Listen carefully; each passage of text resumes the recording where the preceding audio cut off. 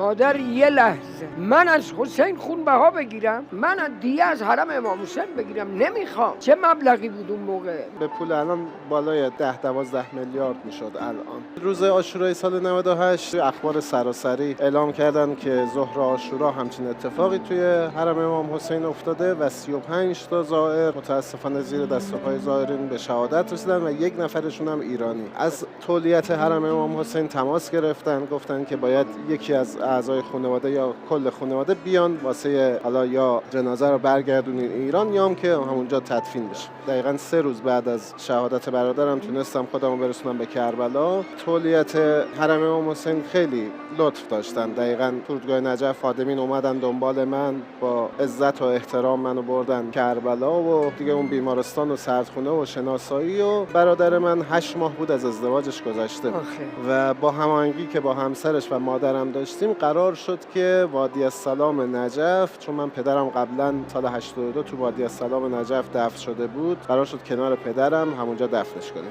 حرم امام حسین ماشینی که در اختیار ما گذاشته بود یه آمبولانس بود، این جنازه رو گذاشتن، پرچم گنبد رو روی تابوت گذاشته بودن و جنازه رو نجف، کاظمین، سامرا همه جا بردن.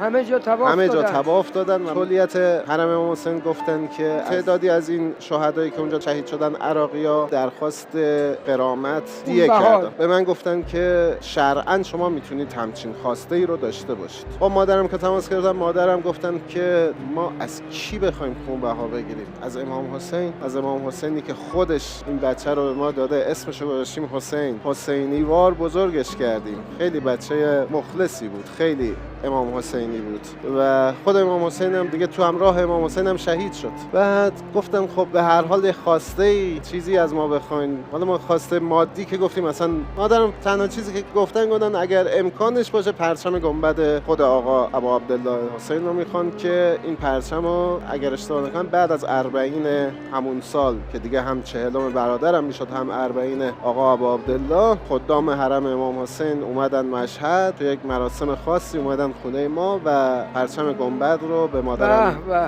تحویل دادن. به ما گفتن که خب چه خواسته دیگه داری؟ من گفتم من خودم راست حقیقتش خواسته شخصی دارم. گفتن چی؟ گفتن که من دوست دارم خادم حرم امام حسین بشم. گفتن خب اینو مکتوب بنویسید و بدید ما. اینو تولیت حرم امام حسین گفتن. من اینو کتبی که حالا یه دوستی بود اونجا به عربی نوشت، به تولیت حرم امام حسین شیخ عبدالمهدی کربلایی دادم. ایشون دقیقاً جمله‌ای که زیر اون برگ نوشتن کل عائله شهید خادم افتخاری حرم امام حسین.